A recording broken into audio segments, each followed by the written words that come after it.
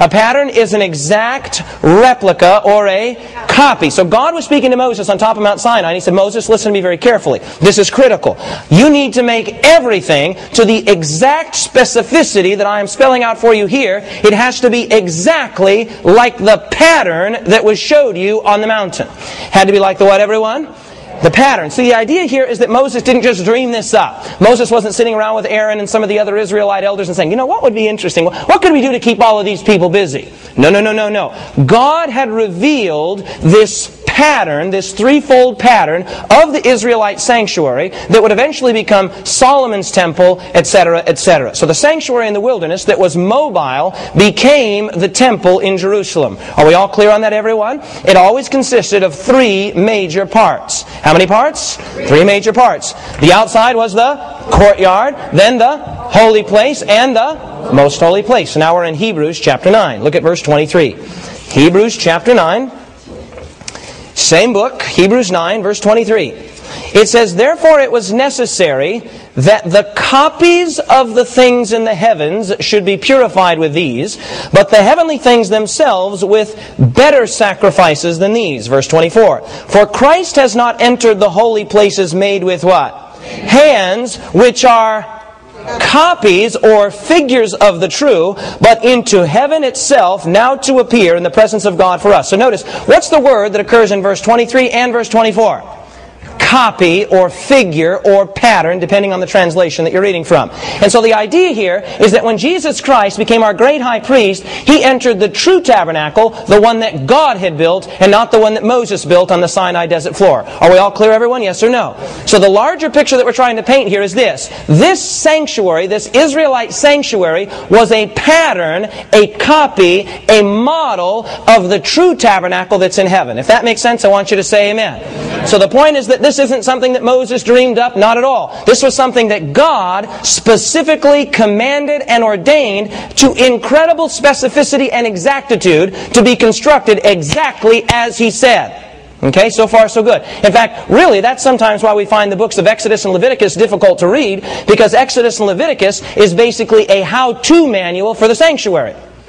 It's a how-to manual, how to conduct yourselves in the various rituals and ceremonies and things that surrounded this sanctuary. And the reason that it's so specific, I mean, sometimes the details in Leviticus are almost laboriously difficult to read, is that God wanted them carried out in just a certain way. If that's clear, say amen. Now you might be wondering why. Why? Is God an old fuddy-duddy and it's His way or no way? I mean, why was God so specific about this? What we're going to discover is that this sanctuary foreshadowed Christ and the plan of salvation.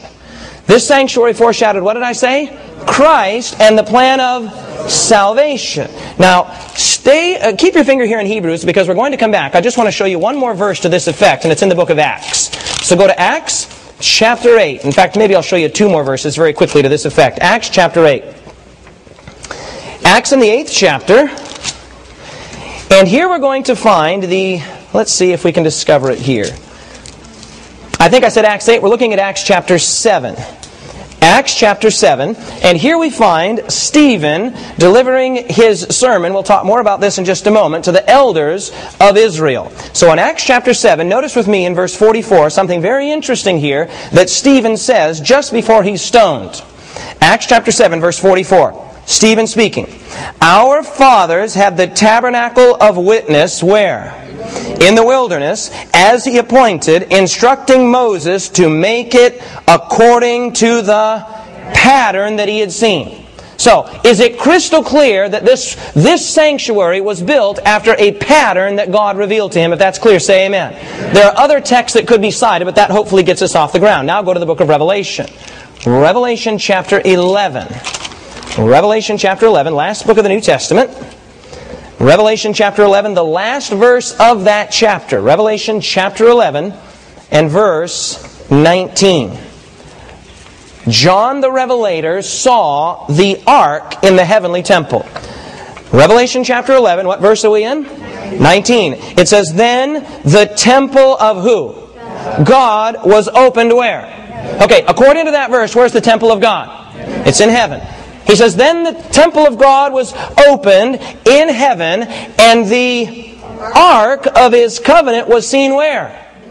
In His temple. Now, if the temple's in heaven and the ark is in the temple, then where's the ark? The ark is in heaven. It says, and there were thunderings and lightnings and noises and an earthquake and great hail. Here's the point. John, in heavenly vision, saw a glimpse of the heavenly temple, the real deal. This is the real McCoy. This is the one after which the sanctuary there on the Sinai desert floor was patterned. John looks into heaven and he sees the temple of God, and he must have been, where must he have been looking in order to see the ark? He must have been looking where though? Which of the compartments? He must have been looking into the most holy place, and voila! There's the Ark of the Covenant. Now this helps us to see that everything that was taking place there on the Sinai desert floor had a purpose. Had a what? Purpose. So now let's go find out what actually was taking place in that sanctuary. I've given you a place there, two places to sort of write out the two primary services that were carried out there in the Israelite sanctuary. And what we're going to discover is these were a foreshadowing of salvation, a foreshadowing of Christ. In fact, this sanctuary is all about Jesus Christ. It's all about who? Jesus Christ, okay? The first service is the daily service. Let's go back to Hebrews chapter 9, okay? Go back with me to Hebrews chapter 9. Okay, Hebrews in the 9th chapter. Let's pick it up in verse 6. Hebrews chapter 9 and verse 6.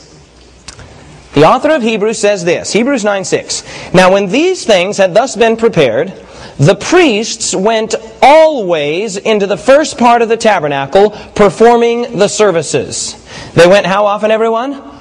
Always. I'm in Hebrews chapter 9, verse 6. Now when these things had thus been prepared, the priests went always, or often, into the first part of the tabernacle, performing these services. Verse 7. But into the second part, the high priest went, what's the next word? Alone once a year, not without blood. Now that's a double negative, not without blood, which would mean what? With blood, exactly. With blood, which He offered for Himself and for the sins of the people committed in ignorance. Now, in verses 6 and 7, we have a very simple articulation here of basically much of Exodus and much of Leviticus. And that is that there were two primary services. The daily service and the yearly service. Okay? The which service? The daily and the yearly. Now let's just walk through the daily service. Okay? We'll make this very simple so that we can all get our fingers wrapped around it. So you're an Israelite and you're living there on the Sinai desert floor somewhere in the wilderness, or perhaps later at the time of one of the two temples that had been constructed, and you've committed a sin and you know it. Okay? Your job then was to go get a lamb. A what, everyone? A lamb. Now there were various offerings, and I want to just point out here again that we're simplifying this so that we all can get our fingers wrapped around it. There is more specificity, but we're going to keep it very simple here. So you would go get a lamb, and you would bring that lamb to the sanctuary. To the where? To the sanctuary. And you would bring it specifically to the gate that entered into the courtyard. There a priest would greet you. And your job was to take and confess your sin, specifically your sin, onto the head of that lamb.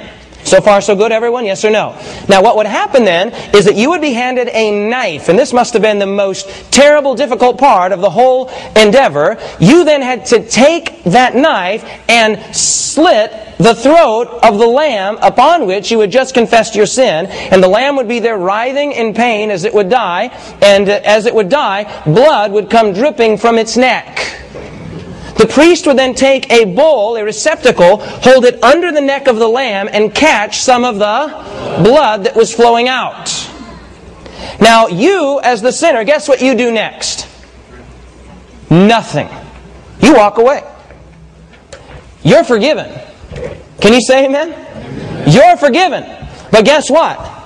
The process of forgiveness has just begun. And that's one of the great glories of the plan of salvation. For the sinner, we kneel down in the evening and we say, oh Lord, today I got angry with my wife, today I got angry at my husband, today I cut somebody off in traffic, today I wasn't totally honest with a workmate, or etc., etc. We kneel down, we confess, and we get up, we say, oh, there it is, whew, so glad I got that. Beloved, it's just not that simple from God's perspective.